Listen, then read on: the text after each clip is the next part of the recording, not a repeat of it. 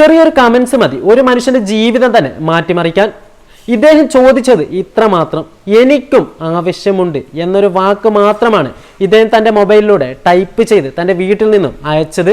പക്ഷെ അതിൻ്റെ പേരിൽ അദ്ദേഹം ഇന്ന് അനുഭവിക്കുന്നത് എത്രമാത്രം ക്രൂരമായ സംഭവങ്ങളായിരിക്കും.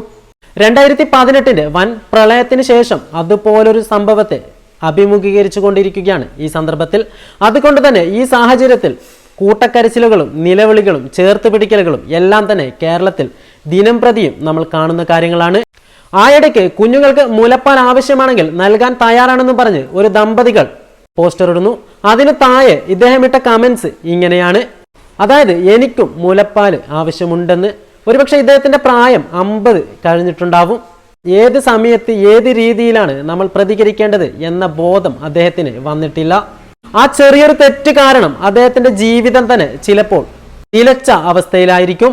ഒരുപക്ഷെ ഇനി കുടുംബത്തിലും നാട്ടുകാർക്കിടയിലും വീട്ടുകാർക്കിടയിലും ഒക്കെയും തന്നെ അദ്ദേഹം ഒറ്റപ്പെട്ടേക്കാം. ഒരുപക്ഷെ വർഷങ്ങളോളം ഇതിന്റെ പേരിൽ അദ്ദേഹം വേട്ടയാടപ്പെട്ടേക്കാം. എല്ലാത്തിനും കാരണമാവുന്നതോ നമ്മൾ ഏതെങ്കിലും മൂലയിലിരുന്ന് പരിസരബോധമില്ലാതെ നമ്മൾ ചെയ്യുന്ന ചെറിയൊരു കമന്റ്സ് മാത്രം. കാരണം ഇദ്ദേഹത്തെ സംബന്ധിച്ചിടത്തോളം വയനാട്ടിൽ നടന്നത് വെറുമൊരു വാർത്ത മാത്രമാണ്. അത് അനുഭവിച്ചവർക്കേ അതിന്റെ വേദന അറിയാൻ സാധിക്കുകയുള്ളൂ. അങ്ങനെ ഒരു സന്ദർഭം അഭിമുഖീകരിക്കേണ്ടി വരാത്തത് കൊണ്ട് തന്നെ ഇദ്ദേഹത്തിന് അതിന്റെ വേദനയും ആഘാതവും മനസ്സിലാക്കാൻ സാധിക്കണമെന്നില്ല. നമ്മൾ മലയാളിയെ സംബന്ധിച്ചിടത്തോളം ഏറ്റവും കൂടുതൽ മാനുഷിക പരിഗണന നൽകുന്നത് നമ്മൾ തന്നെയാണ്. അതുകൊണ്ട് തന്നെ മറ്റുള്ളവരുടെ വേദനകളിൽ ഇതുപോലെ ഇക്കിളിപ്പെടുത്തി ആശ്വാസം കണ്ടെത്തുന്നവർക്ക് തീർച്ചയായിട്ടും തക്കതായ ശിക്ഷ തന്നെ മലയാളികൾ നൽകാറുണ്ട്. അതിന്റെ പേരിൽ അദ്ദേഹത്തിന് കോൾ ചെയ്തപ്പോൾ അദ്ദേഹം പറഞ്ഞത് ഇങ്ങനെ. എന്റെ പേര് ഷെല്ലി എന്നാണ്. അപ്പം ഇതുപോലെ താങ്കൾക്ക് മുലപ്പാൽ ആവശ്യമുണ്ടെന്ന് പറഞ്ഞിരുന്നു. അപ്പം അത് തരാൻ വേണ്ടി വിളിച്ചതായിരുന്നു. എവിടെ കൊണ്ടുവരണം?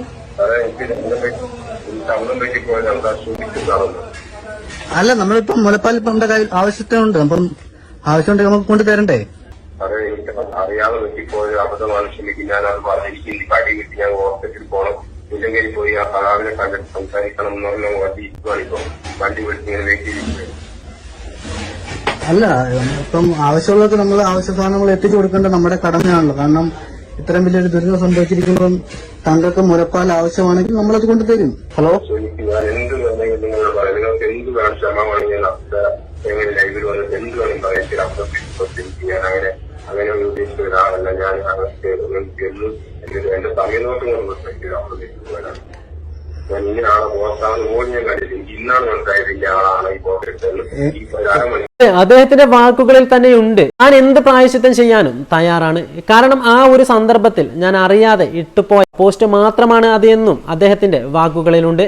പക്ഷെ ഇനി എത്രയൊക്കെ ശ്രമിച്ചാലും അദ്ദേഹം പറഞ്ഞ ആ ഒരു വാക്ക് ഒരുപക്ഷെ ഒരിക്കലും തന്നെ മലയാളികളുടെ മനസ്സിൽ നിന്ന് മായണമെന്നില്ല.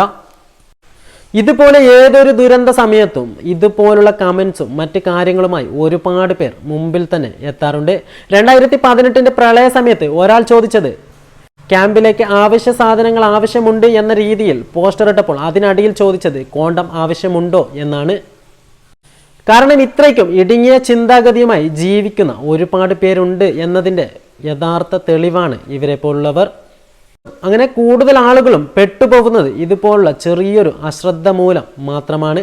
തീർച്ചയായിട്ടും ഇനിയെങ്കിലും തമാശക്കോ കാര്യത്തിനു വേണ്ടി കമന്റ്സ് ചെയ്യുന്ന എല്ലാവരും സാഹചര്യവും സന്ദർഭവും നോക്കി മാത്രം കമന്റ്സ് ചെയ്യാൻ തയ്യാറാവുക. അല്ലെങ്കിൽ ഇതുപോലെ നിങ്ങളുടെ ജീവിതം തന്നെ ചിലപ്പോൾ കൈവിട്ടു പോയേക്കാം.